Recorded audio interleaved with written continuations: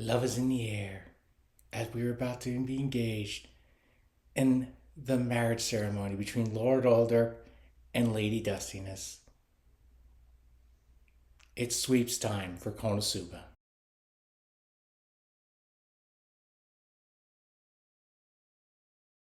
Here we are, the penultimate episode of Konosuba, and we are preparing for the wedding between Darkness and Lord Alderp.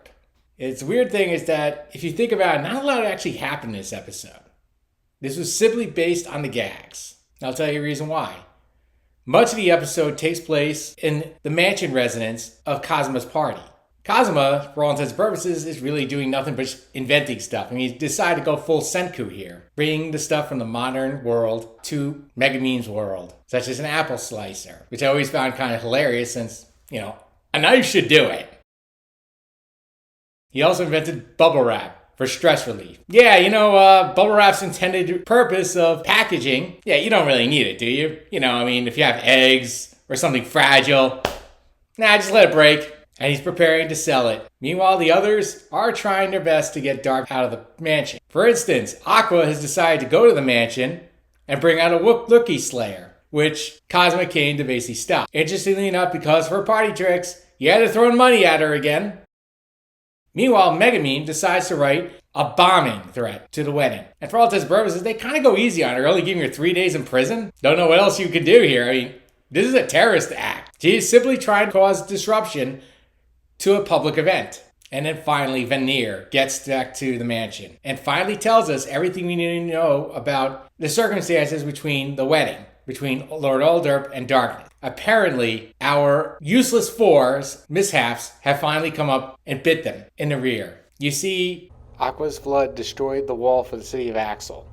Well, someone had to pay for it. Don't forget, Kazuma's party only paid a short sum of the money. Apparently, the Dustiness family covered the rest of it. This due because of, Darkness. The ultimate destroyer destroyed all the farms in Lord Alderp's lands. Well, somebody had to pay for it, and it wasn't going to be Lord Alderp. He immediately said, it's plants, they can grow back. Not realizing, your peasantry could revolt against you. Interestingly enough, though, they went the Dustiness family. And House Dustiness decided to take a loan to help these poor farmers from Lord Alderp. I really don't know why they didn't go to the crown and simply say, we have a rogue lord here who's causing major problems for you. You have very angry peasantry thanks to a lord. You have a choice. You can either back up the lord, or since he's causing problems to the family that's supporting the monarchy, it's probably best maybe to remove. But nope, Darkness decides to take it upon herself to put her body as collateral. Real funny moments of the episode.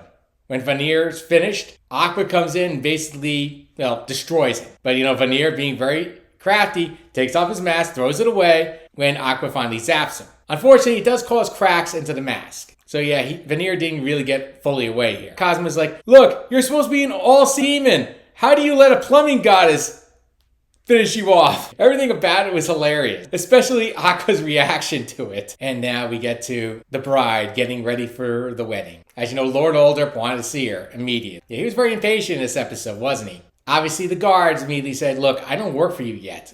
You can't see the bride. And Darkness calls the guard in.